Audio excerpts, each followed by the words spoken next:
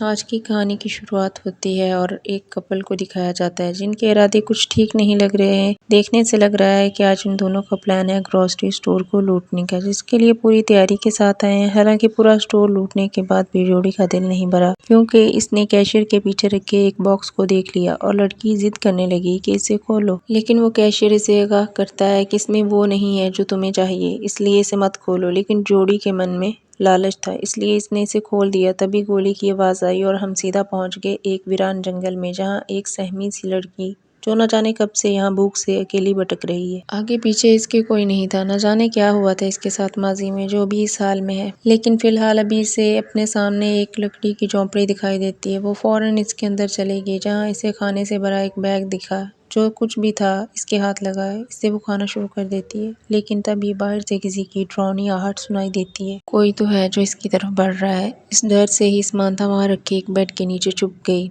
तभी वो शख्स अंदर आया, हाथ में इसके एक कुल्हाड़ी थी, पर वो कौन था ये हम नहीं देख सके। इसने अपने खाने का बैग उठाया और चुपचाप चल पड़ा। नीचे छुपी समांथा चुपचाप सहमी सी छुपी रहती है। कुछ वक्त गुजर गया तो इसने सोचा कि अब इसे यहाँ से बाहर निकलना चाहिए, इसलिए वो फौरन भागने का फैसला करती है। लेकिन तभी अचानक इसकी टक्कर इसी आदमी से हो गई जिसका नाम टॉम था। लेकिन वो इसे कोई नुकसान नहीं पहुंचाता, बल्कि वो तो इसकी मदद करता है। जो देख समांथा इसे माफी मांगती है कि इसने इसके बैग से खाना चुराया, क्योंकि वो 2 दिन से भूखी थी। दरअसल इसकी कार खराब हो गई है बीच रास्ते में, तो इसका हस्बैंड पास के ही पेट्रोल पंप पर गया है मदद के लिए, लेकिन अभी तक वापस नहीं आया। इत्तेफाक की बात ये थी कि टॉम की भी कार खराब हो चुकी थी, बल्कि वो तो यहाँ 3 दिन से फंसा हुआ है। और अब ये सुनते ही समांथा घबरा गई, कहा कि इसे जाना होगा अपने हस्बैंड के लिए, हो सकता है वो आ गया हो। तो टॉम भी इसके साथ जाता है, लेकिन वहाँ कोई नहीं था, इसलिए वो दोनों वहाँ एक नोट छोड़ देते हैं। कुछ गर्म कपड़े लेकर वापस इसी झोंपड़ी में आ गए। अब रात होने पर यहाँ का टेम्परेचर बहुत ज्यादा गिर जाता है, इसलिए टॉम इसे कंबल ओढ़ने को कहता है। और इसे ये समझ नहीं आया कि इसका हस्बैंड इसे बीच जंगल में अकेले छोड़कर क्यों चला गया, साथ लेकर भी तो जा सकता था। तो समांथा ने बताया कि वो प्रेग्नेंट है, इसलिए इसने ऐसा किया होगा।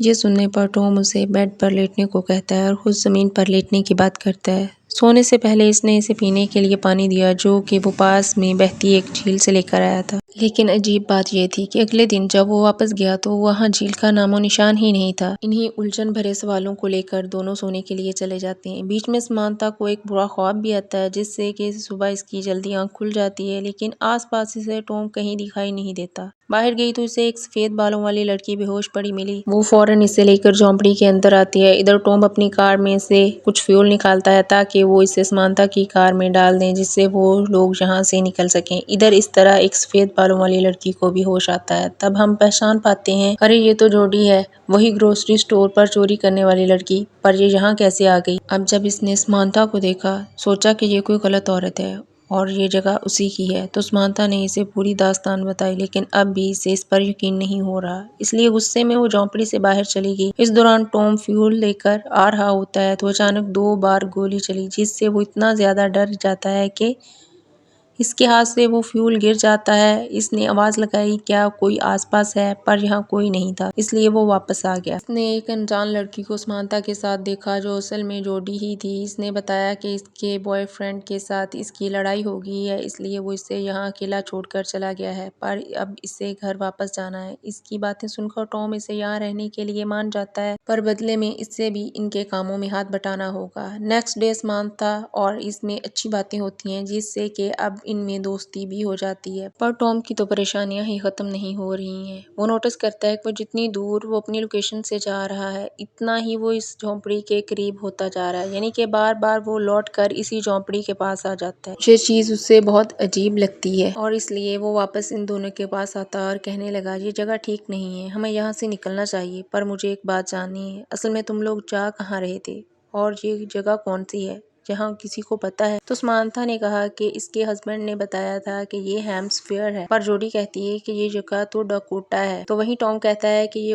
वो लॉस एंजलिस वाले रूट पर था। अब इन सब बातों के बाद ये समझ चुके हैं कि ये बहुत बड़ी मुसीबत में है, और इसीलिए टॉम ने इरादा बनाया कि वो लोग कल सुबह जितनी दूर जा सकते हैं इतनी दूर जाएंगे, ताकि किसी की मदद ले सकें या फिर कुछ और तरीका निकाल सकें। इस जगह से बाहर निकलने का रात होने पर जोडी और टॉम दोनों एक साथ एक बड़ी ही अजीब ख्वाब देखते हैं जिसमें इन्हें कोई इंजेक्शन लगा रहा होता है और कुछ इसी तरह का समानता का भी ख्वाब था जिसमें वो दर्द से कराह रही है। सुबह हुई तो ये लोग अपना सामान समेट कर चलना शुरू करते हैं। समानता और जोडी के बीच बातें होती हैं जिसमें वो इससे अपनी जिंदगी के कुछ पल शेयर करती है, जैसे कि इसकी माँ इसे जन्म देते हुए ही मर गई। तब से वो अनाथ आश्रम में पली बड़ी है। तभी अचानक इसके पैर पर एक चीज टकराई और वो गिर पड़ी। इसी वक्त इसकी जेब से पैसों की गट्टी गिरी जिसे देख टॉम हैरान हो गया और जल्दी से पूछने लगा, कितने पैसे तुम्हारे पास कहाँ से आए? जवाब में कहा इसने कि ये इसकी खुद की सेविंग है जो इसने अपने बॉयफ्रेंड के साथ रखी थी, पर जाते टाइम इसने इससे ले ली। तभी समानता की नजर इस चीज पर पड़ी जिससे जोडी टकरा गई थी। ये एक हैंडल था। जब टॉम ने अपनी कुल्हाड़ी से इसे तोड़ा तो वो असल में एक जर्मन बंकर होता है जिसके अंदर सारी जंगी सामान रखे थे और कुछ कैन फूड भी थे जिस पर नाजी आर्मी का सिंबल था। यहाँ समानता बताती है कि इसको इनका पता है, इसलिए कि इसके घर में ऐसे सामान काफी आते जाते रहते थे। टॉम इन सभी सामान को बाहर लाता है और फिर दोनों को लेकर बाहर आता है, लेकिन परेशानी की बात ये थी कि ये फिर इसी कैबिन के पास आ गए थे। इनके हिसाब से तो ये सीधा चल रहे थे,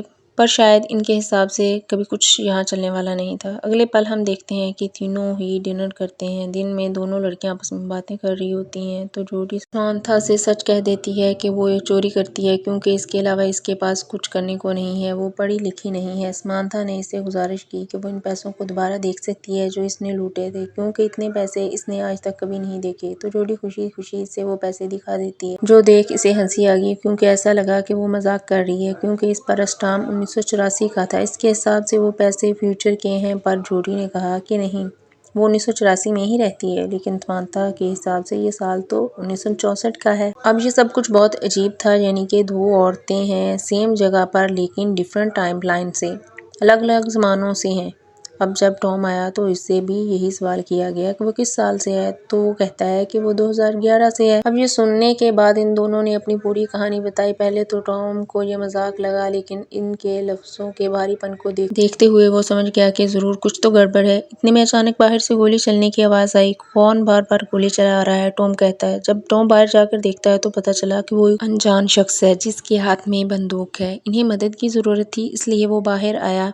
इसे कहने लगा कि वो लोग मुसीबत में हैं, पर वो आदमी जर्मन में कुछ बोलने लगता है जो वो समझ नहीं पाता, लेकिन इतना वो समझ गया था कि वो इससे कुल्हाड़ी को फेंकने का कह रहा है, इसीलिए इसने वही किया। जब इसकी आंख खुली तो अगले लम्हे वो तीनों ही इसकी कैद में थे। वो जर्मन फौजी था। इन सब से पुराने सन की समानता ने पूछा, क्या 2011 तक समय यात्रा मुमकिन हो चुकी है? तो टॉम कहता है कि नहीं, ऐसा कुछ नहीं बना। थोड़ी देर बाद वो जर्मन लौट आया तो टॉम की रस्सियों को खोल दिया, फिर बाहर ले जाकर इसे खूब मारा पीटा और आखिर में इसे बेल के साथ बांध दिया। फिर वो अंदर आया और इन लड़कियों से पूछने लगा कि वो कौन है और कहां से आई हैं। तभी इसकी नजर जोडी के लॉकेट पर पड़ी जिसके बारे में वो इससे पूछने लगा। सिर्फ समानता ही थी जिसे जर्मन आती थी, इसलिए वो इससे समझाती है कि वो लॉकेट इसकी माँ का है और वैसे ही सेम इसके पास भी है।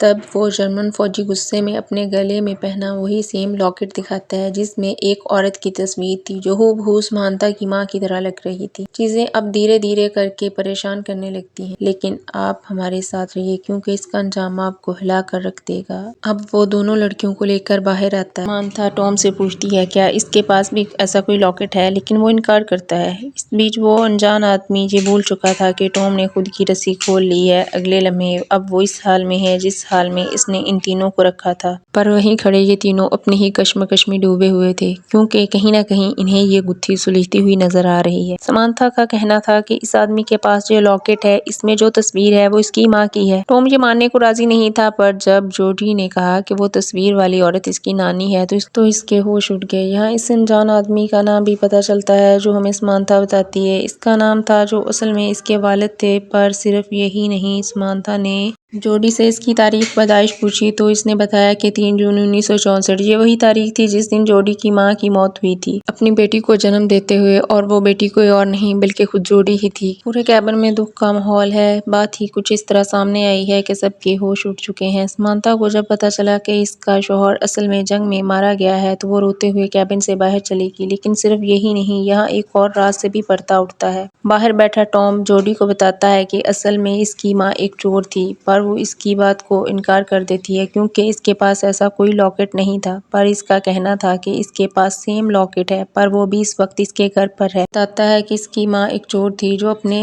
हस्बैंड केवन के साथ शहर के गैस स्टेशन ग्रोसरी स्टोर को लूटा करती थी, लेकिन एक दिन खुद उन्होंने अपने हस्बैंड को मार डाला, जिसके जुर्म में उन्हें फांसी हो गई। ये एक कड़वा सच था जो असल में हकीकत थी, और ये चीज़ जोडी सह नहीं पाती और वो भी केबिन से बाहर आ जाती है। बाहर बैठी उदास समांथा के पास इसकी बेटी जोडी गई। अब वो एहसास कुछ अलग है, क्योंकि समांथा को जब से पता चला है कि वो अपनी बेटी को जन्म देते हुए मर जाएगी, तो इस माँ की तो दुनिया ही उजड़ गई। लेकिन वो खुश है क्योंकि इसकी बेटी जिंदा है और इसके नाना नानी इसका ख्याल रखेंगे बाद में। लेकिन जोडी ने बताया कि नाना नानी इस पर बहुत जुल्म करते थे और हमेशा भूखा रखते थे, इसलिए इसने बचपन में ही इस घर को छोड़ दिया। ये सुनने के बाद वो रोने लगी और फौरन कैबिन में आकर हंसमैन यानी अपने वालिद को सारी बात समझाई और फिर इसे फ्री करने की कोशिश में लग गई। पर टॉम ऐसा करने से मना करता है क्योंकि वो खतरनाक हो सकता है। पर समांथा को यकीन है कि इसके वालिद ऐसा कुछ नहीं करेंगे। लेकिन जैसे ही वो फ्री हुआ, अपनी बंदूक और कपड़े लेकर भाग गया। वहाँ से समांथा को फिर से वही अपना पुराना सपना याद आता है जब वो अपनी बच्ची को जन्म देते हुए मर गई, क्योंकि इस वक्त एडम यानी इसका हस्बैंड जंग में था और घर पर एम्बुलेंस लेट पहुंची। तो वहीं टॉम भी ये बताता है कि इसने भी ऐसा ही कुछ सपना देखा है जिसमें वो इस फादर को शूट कर देता है और फिर इसके बाद खुद को भी शूट कर लेता है। घर में बारी आई जोडी की तो इससे भी वही फांसी वाला दिन याद आता है। यानी कि तीनों को अभी ये पता है कि वो मरने वाले हैं और कैसे कैसे मरने वाले हैं ये भी जानते हैं, पर अभी मरे नहीं हैं। यानी वो तीनों अपना अंजाम बदल सकते हैं, जिस चीज के लिए टॉम इन्हें फौरन इसी जर्मन बंकर में लेकर जाता है, क्योंकि इसका मानना था कि ये सब हंसमैन की मौत के बाद से ही शुरू हुआ था। तो हमें सबसे पहले इसे रोकना होगा। समांथा ने बताया कि इसके वालिद की मौत 14 मई को हुई पोलैंड में एक एयर स्ट्राइक में, और आज 14 मई थी और जो जगह ये खड़े थे वो पोलैंड ही है, यानी कि इनके पास मौका है। टॉम ने दिमाग लगाया और बताया कि अगर हंसमैन की मौत नहीं होगी तो इसकी बीवी यानी कि समांथा की माँ दूसरी शादी नहीं करेगी, जिसका मतलब ये होगा कि वो घर पर होगा और तभी वो समांथा को लेबर पेन के दौरान हॉस्पिटल ले जा सकेगा। इसीलिए वो फौरन हंसमैन को ढूंढने निकल जाता है, जो कैबिन में एक रेडियो से कनेक्शन बना रहा था, पर वो खराब था। तो समांथा ने इसे एयर स्ट्राइक के बारे में बताया, पर वो इसकी एक नहीं सुनता और भागने लगता है। तभी टॉम इसे रोकने की भरपूर कोशिश करता है, लेकिन इसमें एक